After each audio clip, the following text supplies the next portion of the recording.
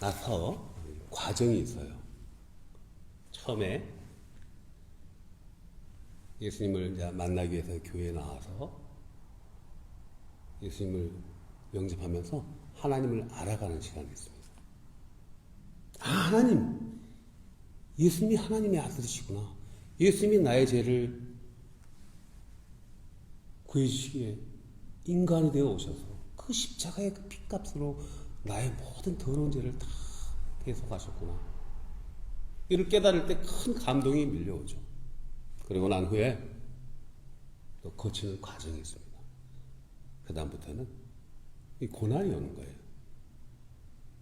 핍박이 오는 거예요. 박해가 오는 거예요.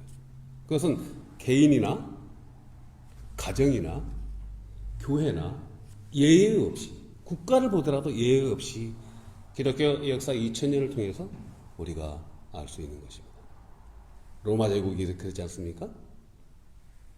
사도들에 의해서 복음이 로마 제국에 전파되었을 때 그 얼마나 많은 세월 동안을 박해를 받았습니까? 한 200년 정도 박해 받았죠. 그런 과정에서 그 박해, 그 순교의 피를 먹으면서 교회는 오히려 부흥됐던 거예요. 우리 가정에서도 믿지 않는 가정에 복음이 들어오면 한 분을 통해서, 그 한 분 우리 어머니들을 통해서, 우리 할머니들을 통해서, 그 가정에서 얼마나 많은 핍박을 받습니까? 그래서 결국은 그 핍박 끝에 온 가족이 다 복음화가 되는 것이죠. 가정도 마찬가지입니다. 예수님을 믿으면 처음에는 감동이 몰려와요. 그 다음에 필연적으로 훈련의 시간, 시련의 시간이 온다는 것이죠.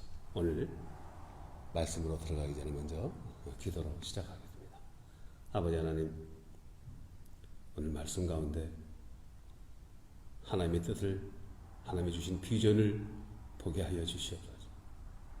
우리들이 하나님의 자녀라서 그리스도의 일꾼으로서 거룩한 삶을 살 수 있도록 성령님께서 온전히 조명하여 주시고 말씀을 들음으로 행동하는 참 그리스도인 되게 하여 주옵소서. 예수님의 이름으로 기도하옵나이다. 아멘. 오늘 8장 1절에서 그날에 예루살렘에 무슨 일이 있었다고 합니까? 큰 박해가 있었다고 하고 있습니다. 그날이 무슨 날이에요 또? 그날은 사도행전 7장에서 우리 스데반 집사님이 같은 유대인 동족에게 돌에 맞아 순교하신 날이기도 합니다. 훗날 서신서 13편이나 쓴 신약성경에 몇 권으로 되어 있어요. 토럴 27권으로 되어 있습니다. 뉴 테스타먼트를 알파벳 순서로 하면 3, 뉴가 3이잖아요. 테스타먼트 하면은 9이잖아요. 3 곱하기 9 하면 얼마예요? 39? 39, 27. 그죠? 27권 되어 있어요. 올드 테스타먼트, 올드가 몇 글자예요? 3. 테스타먼트 9이죠? 더하기를 해보세요, 올드. 39. 신약성경 27권 중에서 13권이나 쓴 바울 되기 전에 사울이었던 그날이었습니다. 사울이 어떻게 했습니까? 사도행전 7장에서 스데반 집사님의 죽음에도 관여했고요, 순교에도 관여했고, 오늘 8장부터는 예수 그리스도를 믿는 동족들을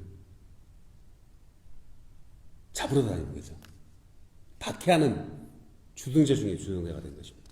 우리가 예수 그리스도를 영접하지 못하면요, 바울이 되지 못합니다. 사울이 되면 삶을 사는 거예요. 그럼 어떻게 돼요? 사울의 삶은 예수님을 대적하는 삶을 살게 되는 것이죠. 어둠은 빛을 싫어합니다. 어둠이 빛을 당연히 싫어하죠. 사단은 진리를 대적합니다. 예수님 누구예요? 예수님은 나는 세상의 빛이라고 말씀하셨잖아요.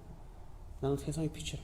예수님은 빛이십니다. 예수님은 진리시기 때문에 어둠과 악이 예수님을 따르는 자들을 당연히 핍박하죠. 그러니까 예수님 믿으면요, 과정이 있어요. 처음에는 감동이 밀려오지만은 필연적으로 고난이라는, 핍박이라는, 박해라는 이 과정을 겪게 돼 있다는 것입니다. 그러나 걱정하지 마십시오. 요한복음 15장 18절 19절에서 예수님이 세상이 너희를 미워하면은 먼저 나를 미워한 줄을 알라고 말씀하셨죠. 그러나 또 예수님 요한복음 16장 33절에서 세상에서는 너희가 환난을 당하나 담대하라, 내가 세상을 이겼노라. 예수님 세상을 이기셨습니다. 이 지나가는 환난이에요. 지나가는 핍박이에요. 고난이에요. 이 고난 뒤에 붕의 물결이 몰려온다는 것이죠. 스데반 집사님의 순교당하신 원인이 무엇이었습니까? 스데반 집사님이 하도 이제 6장에서 우리가 7 집사를 뽑았었죠. 스데반 집사님, 빌립, 브로거로, 니가노르, 디몬 바메나, 니골라. 사도들은 말씀에 전념하기 위해서 집사님들을 뽑아서 구제 사역과 행정을 맡기기 위해서 뽑으셨어요. 그런데 구제와 행정만 한 것이 아니라 이 집사님들이 말씀으로 충만해졌어요. 사도들에게 말씀을 많이 배운 거예요. 그러니까 무엇이든지요, 하나님의 나라는요, 교회는요, 말씀이 우선이에요. 말씀 다음에, 기도 다음에 구제도 있고 행정도 있고 섬김이 있는 거예요. 그러니까 성령 충만해져서 이 스데반 집사님이 이제 이름이 글자가도 이게 헬라식 이름이잖아요. 당시에 이 디아스포라, 이민 갔던 사람들이 많이 이스라엘에 돌아왔어요. 알렉산드리아에서도 돌아왔고요. 사이렌이라고 들어보셨어요? 호메로스의 오디세이에 보면은 사이렌이라는 게 나오죠. 아름다운 미성이 들리면은 그 미성에 따라 항해하던 배들이 소리에 반해서 가면 이제 암초를 만나고 배가 전복돼 다 죽는. 그 사이렌 출신 교포들도 있었고, 많은 교포들이 모여있는 회당에 가서 예수 그리스도를 선포했던 것입니다. 사도행전 4장에서 사도 바울은 솔로몬 행각 앞에 모여있던 많은 무리들을 향해서 여러분들이 십자가에 못 박아 죽이신 예수 그리스도가 하나님이 보내신 메시아입니다. 하나님의 아들입니다. 이렇게 선포했을 때 멀리 청중들은 어떻게 했어요? 가슴을 치면서 이를 어찌할꼬 하면서 회개하고 주님을 영접하는 놀라운 역사가 있었잖아요. 5,000명씩 주님을 영접하는 역사가 있었잖아요. 그런데 스데반 집사님이 회당을 돌아다니면서 똑같은 복음을 전하니까 이 유대인들이 스데반 집사님을 모함하기 시작한 거예요. 신성을 모독하는 사람이다. 우리 유대교의 존립이 위험하다. 그래서 신성 모독이라는 죄를 뒤집으시기로 한 거예요. 저 사람이 이제 스데반 집사가 모세의 율법을 거슬른다, 하나님을 거슬른다는 말을 만들어낸 거예요. 그래서 돈을 주고 위증하는 사람들을 사서 산헤드린 공회에 고발한 거예요. 종교재판에 그러니까 고발한 것입니다. 유대 종교재판에. 산헤드린 공회 유대인 종교재판이에요. 대제사장들, 바리새인들 한 50명 정도로 구성된 그 종교재판에 고발을 한 거예요. 내가 봤다, 들었다. 스데반 집사가 하나님을 모독하는 이야기를 들었다. 그래서 스데반 집사가 산헤드린 공회에 소집되어서 종교재판을 받는 것입니다. 저도 재판장에 몇 번 튼 적이 있거든요. 물론 민사재판이었지만은 재판장에서 판사 앞에 서면은 두렵고 떨립니다. 그런데 이것은 형사재판, 종교재판은 신성모독죄로 판정을 받으면 돌에 맞아 죽게 되는 사형에 처하는 거예요. 그런데 스데반 집사님이 모인 사내들인 공회 재판관들에게 진술을 하는 것이 아니고 이제 물어볼 거 아니에요. 취조를 당하는 거죠. 진술을 하는 것이 아니고 설교를 하는 거예요. 여러분이 십자가에 못 박아 죽인 예수 그리스도가 하나님이 보내신 메시아입니다. 하나님의 아들입니다. 유대인 종교 지도자들이 이를 갈면서 스데반 집사님을 성문 밖으로 끌고 가서 돌을 던져서 죽였던 것이죠. 스데반 집사님이 돌에 맞아 죽으시면 얼마나 고통이 심하시겠습니까? 그때 성경은 어떻게 말하고 있습니까? 7장에서 기도를 하였습니다. 마치 예수님이 십자가에서 하신 예수님의 7가지 말씀이 유명해요. 가상칠언이라고 우리가 부르는데, 예수님 십자가 달리셨는데 로마 군병들이 뭐하고 있었어요? 그 십자가 밑에서 예수님의 옷을 서로 나누어 가지려고 제비뽑기를 하고 있었잖아요. 그래서 예수님이 그걸 보고 뭐라고 말씀하십니까? 아버지요. 하나님께 하신 말씀이죠. 아버지요, 저들의 죄를 용서하소서. 저들이 지금 무슨 일을 하는지를 모릅니다. 그리고 요한복음에서는 내가 목마르다, 그리고 다 이뤘다 하시고, 누가복음 23장 46절에서 아버지요, 내 영혼을 의탁하나이다 이렇게 하시면서 죽으셨단 말입니다. 십자가에서. 스데반 집사님이 죽어가시면서, 순교당하시면서 같은 기도를 하시는 거예요. 뭐라고 기도했겠습니까? 예수여, 예수님, 저들의 죄를 용서하여 주시옵소서. 그리고 예수님, 저의 영혼을 받아주시옵소서. 그 모습이요, 해같이 빛나더라는 거예요. 죽어가는 사람의 모습이 해같이 빛나더라는 것입니다.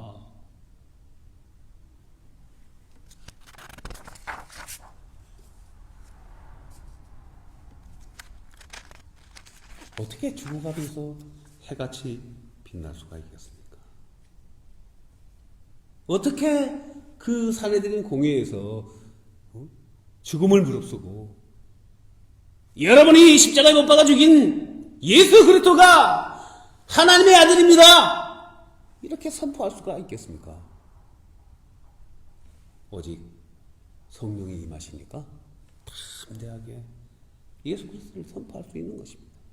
그러니까 치조를 당하는 것이 아니라 몇 시간 동안을 그 재판관들에게 설교를 하는 거예요. 이 7장에 방대한 내용이 나옵니다. 스데반 집사님의 설교의 내용이. 여러분, 스데반 집사님이 그 담대하게 선포할 수 있었던 배경은요, 우리 사도행전 1장에서 본 것처럼 모여서 기도에 힘썼을 때, 사도들의 가르침을 받기를 사모했을 때, 말씀과 기도를 사모하면요, 이렇게 담대한 능력이 나오는 것입니다. 여러분, 어려운 일을 당할 때요, 제가 여러분에게 권면합니다. 작년인가? 때도 1년 전에도 제가 이런 설교를 한 적이 있는데요. 24시간 릴레이 기도를 해보세요. 어려운 일 당해요, 사람을 살다 보면. 유성원 집사님, 김은임 집사님, 우리 이원희 집사님, 권사님, 김충호 집사님, 우리가 살다 보면 어려운 일을 필연적으로 당할 수밖에 없습니다. 그때요, 릴레이 기도를 해보세요. 뭐 자면서 어떻게 기도를 하냐? 자면서도 기도할 수 있습니다. 잠이 들 때까지. 그것도 일어나면 또 기도하고요. 그러면 놀라운 일이 벌어져요. 놀라운 일. 성령님이 함께 하시기 때문에 막 지혜를 주셔요. 피해 나갈 길을 막 아이디어를 주세요. 그런 놀라운 은혜를 체험하는 저와 여러분 되시기를 주님의 이름으로 축복합니다. 사내들인 공회에 모인 유대 지도자들은요, 프레임에 갇혀 있잖아요. 어떻게 예수님이 십자가에서 죽은 예수가 하나님의 아들이 될 수 있느냐. 그 프레임에 갇히니까 스테반 집사님의 말씀이 들어오지 않는 거예요. 프레임에 갇혀버리니까 신성모독죄로 스테반 집사님이 돌을 던져서 죽게 하는 거죠.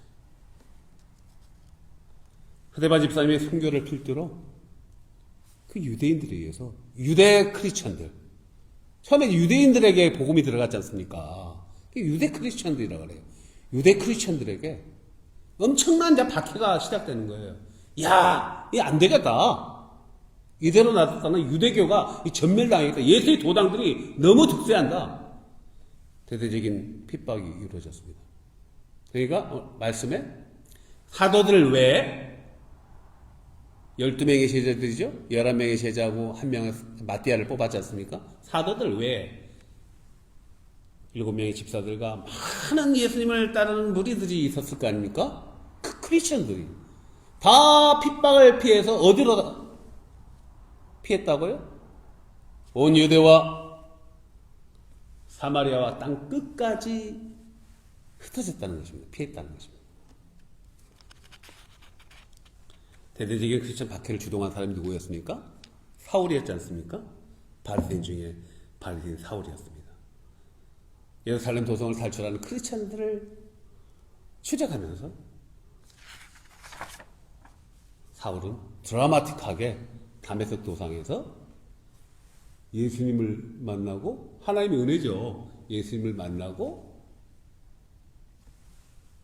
변화되어서 사울이 이제 바울이 되었죠. 스데반 집사님 이후 8장에서 이제 우리 빌립 집사님의 사역이 소개됩니다. 빌립 집사님은 어디로 들어갔다고? 성경을 한번 띄워주세요.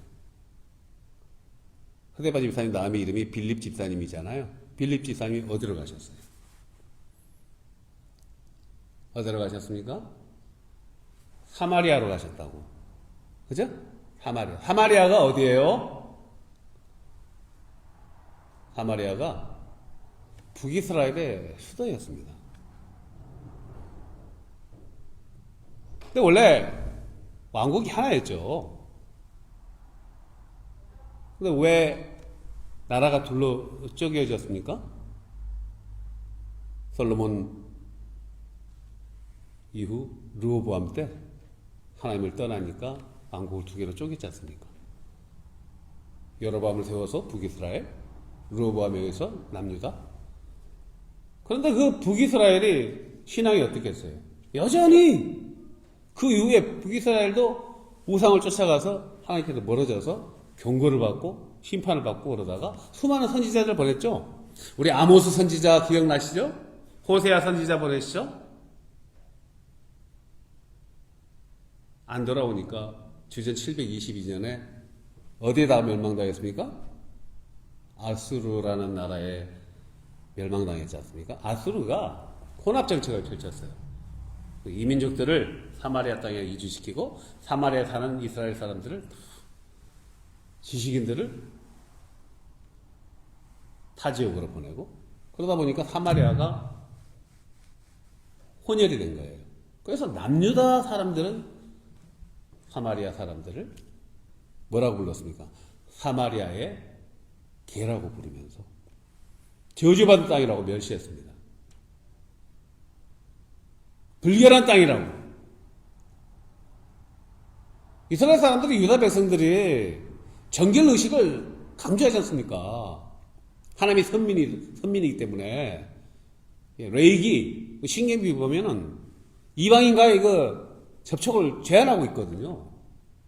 그러니까 사마리아 땅은 버려진 땅이었어요. 사마리아 땅은 저주받은 땅이 되었어요. 가지도 않아요. 쳐다보지도 않아요. 박해가 오니까 신변의 위협을 피해서 어디로 피했습니까? 사마리아 땅으로 들어갔다는 것입니다. 사마리아 땅. 가지 않는 것, 사마리아 땅. 올해 예수님 사역에서 사마리아 지역을 가셨죠. 유대 땅에서 갈릴리 지역으로 가실 때 유대가 남쪽에 있고요.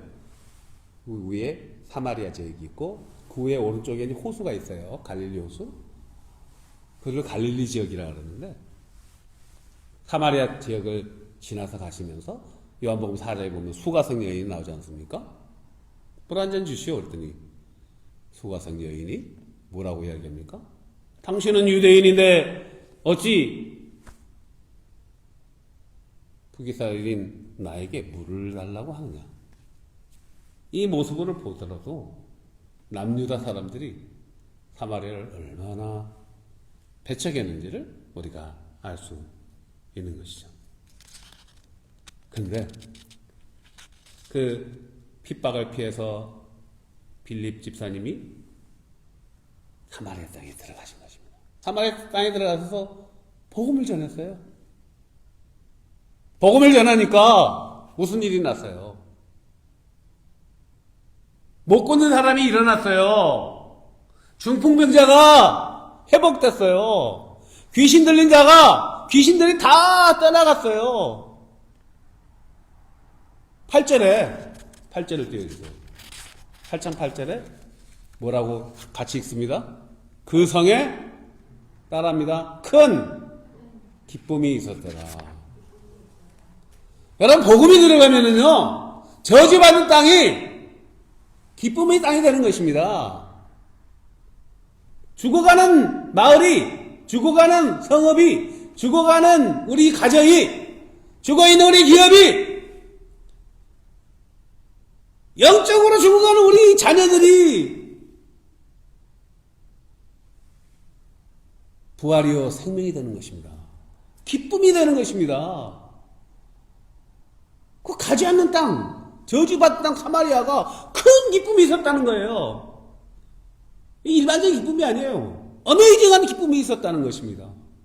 여러분, 복음은 무엇입니까? 예수 그리스도의 복음은 희망입니다. 예수 그리스도의 복음은 부활이요 생명입니다. 복음은 기쁨인 것입니다. 빌립에 의해서 복음이 선포되니까 그 죽어있던 사마리아가 다시 살아나는 것이죠. 700년 동안 죽어있던 주전 722년에 멸망당해가지고 혼합정책으로 버려진 땅이 700년 만에 다시 살아나는 거예요. 크리스천들에게 가장 안전한 피신처가 되었던 것입니다. 사랑하는 교회 여러분, 제가 설교 모두에 크리스천들에게는 필연적으로 과정을 거쳐야 된다고 했습니다. 예수님을 영접했을 때의 그 기쁨, 그 다음에 고난과 핍박과 박해가 반드시 온다는 것이죠. 그러나 그 고난과 시련과 박해 뒤에 기쁨이 밀물처럼 밀려온다는 것을 알아야 됩니다. 여러분의 가정이, 여러분의 자녀들이, 우리들의 기업이 복음을 적극적으로 전해야 됩니다. 그러면 필연적으로 어려움이 와요. 그러나 어려움을 두려워하지 마십시오. 예수님이 세상을 이겼습니다. 마치 훈련소에서 훈련을 통해서 유능한 병사가 탄생되듯이, 사관학교를 나와서 유능한 장교가 태어나듯이, 우리 교회도요, 개척을 하고 이제 4년 차에 접어들잖아요. 어려움이 올까요, 안 올까요? 여러 가지 요인들이 있어요. 박해는 분명하게 옵니다. 여러분, 우리는 팬데믹의 기간을 보내고 있죠. 팬데믹이 박해예요. 팬데믹이 시련이에요. 오늘 어디로 가야 될까요? 오늘 빌립처럼 사마리아 땅으로 가시기를 권합니다. 사마리아 땅은 어디입니까? 가지 않는 곳이에요. 싫어하는 곳이에요. 세상적으로 저주받는 곳이에요. 세상 사람들이 크리스천을 보고 뭐라고 합니까? 무슨 소망이냐, 무슨 기쁨이 있느냐? 그 우리가 소망이 없고 기쁨이 없습니까? 야, 그 주일날 황금의 시간을 가서 예배 드리느냐? 나와 놀자. 예배 드리면 예수님 영접하고 하나님 주시는 은혜를 체험하면 큰 기쁨이 있는 거예요. 사마리아 땅으로 들어가시길 주님으로 축복합니다. 세상에 들어가서 예수 그리스도를 선포할 때 비난받습니다. 박해받습니다. 핍박받습니다. 그러나 그 후에 큰 기쁨이 온다는 것이죠. 하나님은 복음을 전하는 자를 가장 사랑하십니다.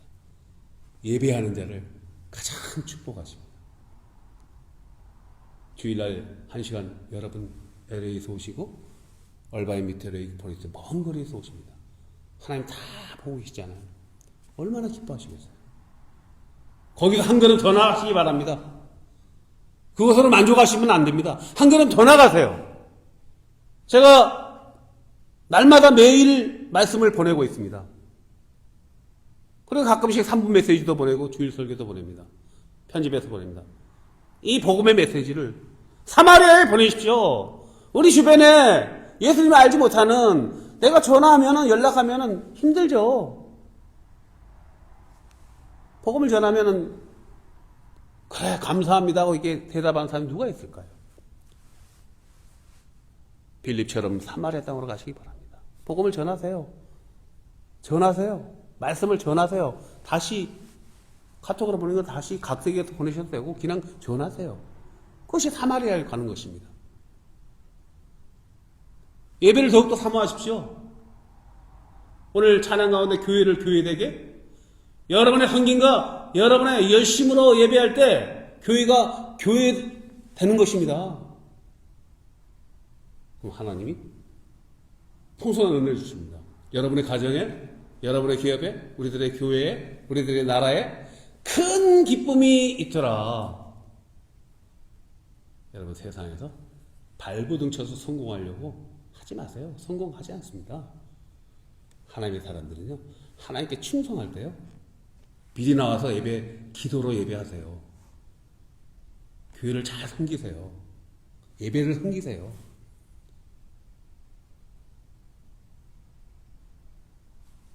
예배 아침 일찍 와서 미국 교회를 섬기고요. 제가 이렇게 미국 교회를 섬기고 있습니다. 일부 예배를. 제인도 오늘 와가지고 또 피아노 반주 이렇게 무슨 일이 있어서 대신 해주고 그러는데, 여러분들 주변에 장로님들, 권사님들 보세요. 예배를 많이 섬기시는 분들이 있어요. 오늘 다 똑같아요. 250보 100보예요. 예배를 열심으로 섬기신 분들, 그분들의 자녀들을 보세요. 가정들을 보세요. 기업을 보세요. 형통의 블레싱의 길이 될 줄로 믿습니다. 기도하겠습니다.